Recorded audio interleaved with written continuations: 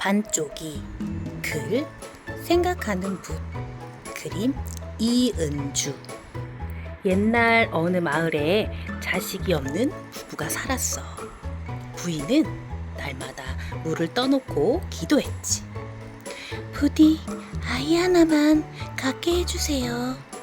어느 날 흰 수염을 길게 늘어뜨린 노인이 찾아왔어. 노인은 부인에게 물고기 3마리를 건네며 말했지. 이걸 먹으면 아들 셋을 낳을 것이요. 다른 사람 주지 말고 꼭 혼자 다 먹어야 하오. 노인은 알쏭달쏭한 말만 남긴 채 연기처럼 사라졌어.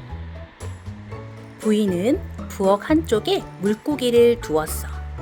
그런데 웬 고양이가 슬금슬금 들어와 물고기 1마리를 덥석 물고 가는 거야. 에구머니, 이를 어쩌면 좋아. 부인은 깜짝 놀라 황급히 고양이를 붙잡았어. 하지만 이미 물고기 반쪽을 먹어버린 뒤였지. 부인은 하는 수 없이 물고기 2마리와 남은 반 1마리를 구워 먹었어. 얼마 뒤 부인은 정말 아들 3을 낳았어. 그런데 막내가 얼굴도 몸도 반쪽인 반쪽이었지. 세월이 흘러 삼형제가 과거를 보러 가게 되었어. 형들은 반쪽이를 데리고 가기 싫었어. 반쪽이 때문에 사람들에게 놀림당할 것 같았거든.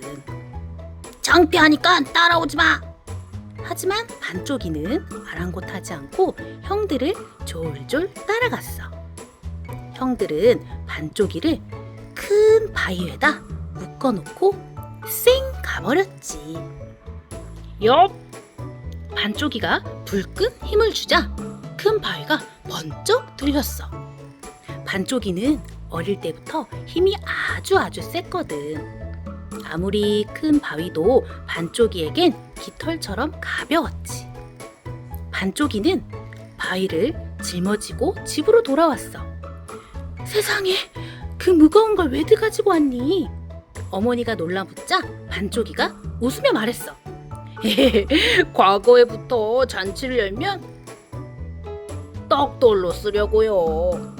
그러고는 다시 부랴부랴 형들을 뒤따라갔어. 형님들 같이 가요. 반쪽이는 금세 형들을 따라잡았어. 저 녀석이 또 따라오네. 왜 자꾸 따라와? 형들은 서로 머리를 맞대고 쑥덕쑥덕했어. 그러더니 반쪽이를 큰 나무에 꽁꽁 묶고 자기들끼리 휙 가버렸지. 으라차차! 이번에도 반쪽이가 힘을 주자 큰 나무가 쑥 뽑혔어.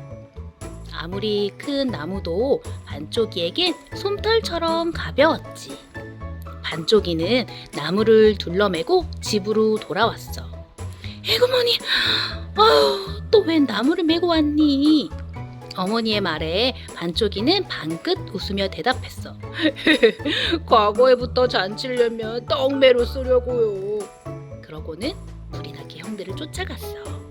반쪽이는 또다시 형들을 따라잡았어.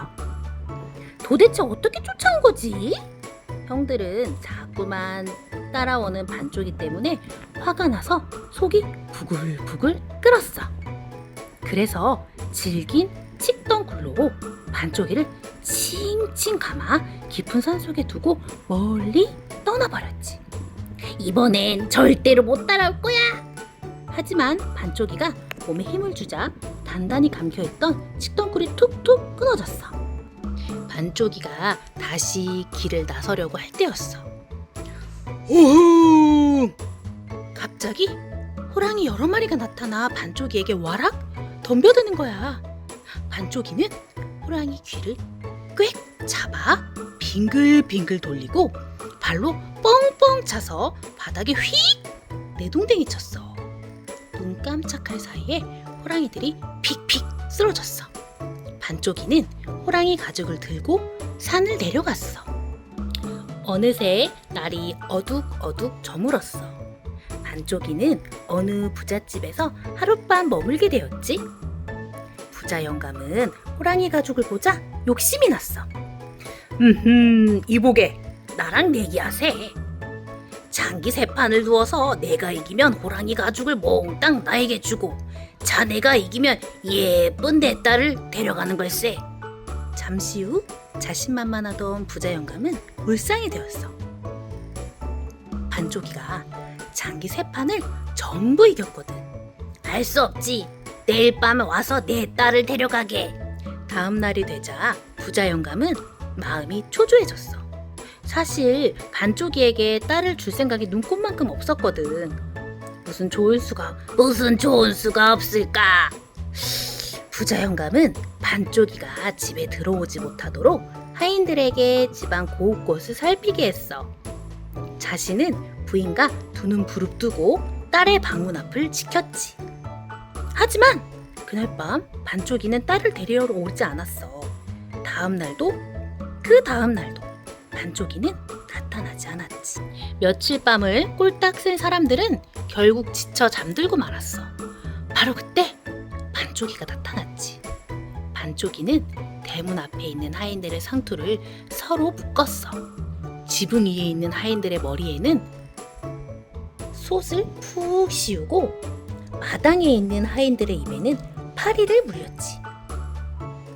부자 영감의 수염에는 유황을 쓱쓱 바르고 부인의 소매 속에는 자갈을 잔뜩 넣어 두었어. 그런 다음 딸이 자는 방 안에 훌훌 벼룩을 뿌렸어. 잠시 후 벼룩에 물린 딸이 밖으로 뛰어나왔어. 반쪽이는 이때다 하고 딸을 업고 뛰며 외쳤지. 반쪽이가 부자 영감 딸을 데려간다. 그 소리에 모두들 화들짝 놀라 잠에서 깨어났어.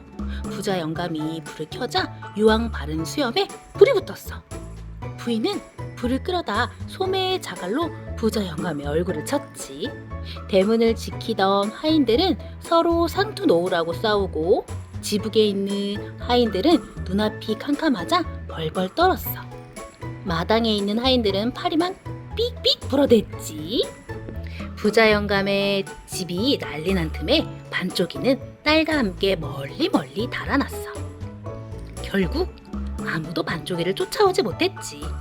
얼마 후 반쪽이와 부자 영감의 딸은 혼인을 했어. 딸은 비록 겉모습은 온전하지 못해도 당차고 슬기로운 반쪽이가 마음에 들었거든. 둘은 서로를 의지하며 오래오래 행복하게 살았대.